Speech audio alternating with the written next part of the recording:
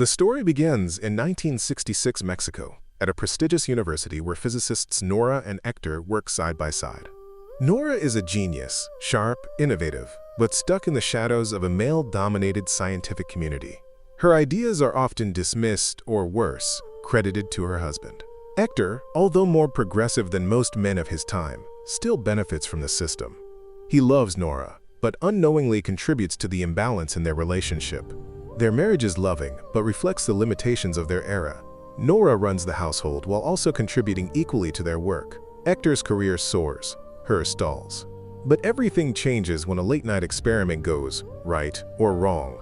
A power surge, a quantum miscalculation, and suddenly they're engulfed in blinding light. Time fractures. Seconds flash through decades. When they awaken, they're in the same lab, but it's 2025. Stepping into a future of electric cars, smartphones, and female-led research teams, they are overwhelmed. The modern university is unrecognizable. Women confidently lead classrooms and research labs, something Nora never thought possible. They assume false identities as visiting researchers and try to find a way back. But the truth soon hits them. The time jump was a one-way trip. While Hector focuses on going home, Nora begins to thrive. She quickly adapts to modern tech, embraces new fashion, and most importantly, finds her voice. For the first time, she is judged by her intellect alone. She's invited to join a cutting-edge research project led by a female director. She presents her theories publicly, receiving recognition that brings tears to her eyes. Tears for what she could have had and what she's now becoming. Hector, however, begins to unravel. The scientific knowledge that once made him respected is now obsolete. His behaviors, normal in the 60s, feel outdated. When he accidentally takes credit for a joint idea, he's gently corrected, something he's never experienced before. Their love begins to strain. Nora spends late nights with colleagues who respect her. Hector isolates, pouring himself into old research and theories of returning home. In one poignant moment, Nora returns from giving a keynote speech, glowing, accomplished, only to find Hector hunched over dusty physics books. "We don't belong here," he says. Nora replies softly, "Maybe it's not your world, but I think I finally found mine." Their journeys now diverge. Nora is mentored by Valentina, a young physicist who admires her.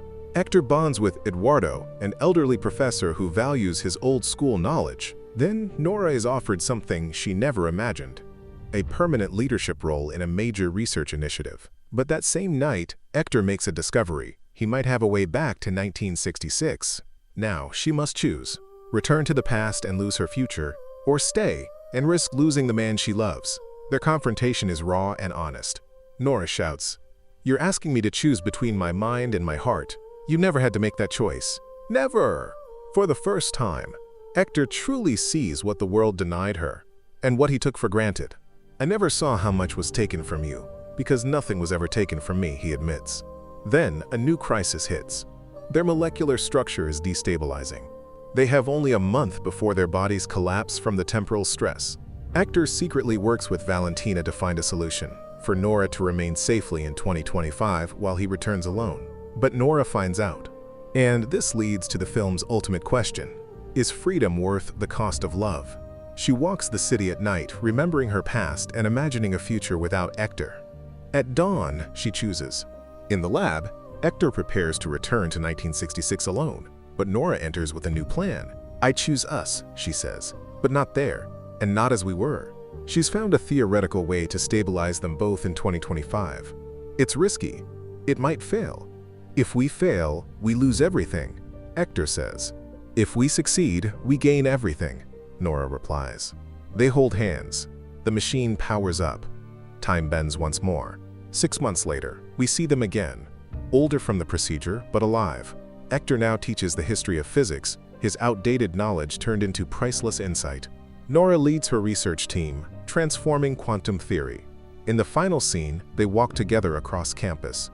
Hector gives her a resized version of her old wedding ring. "Some things are worth preserving," he says, "even as we change everything else."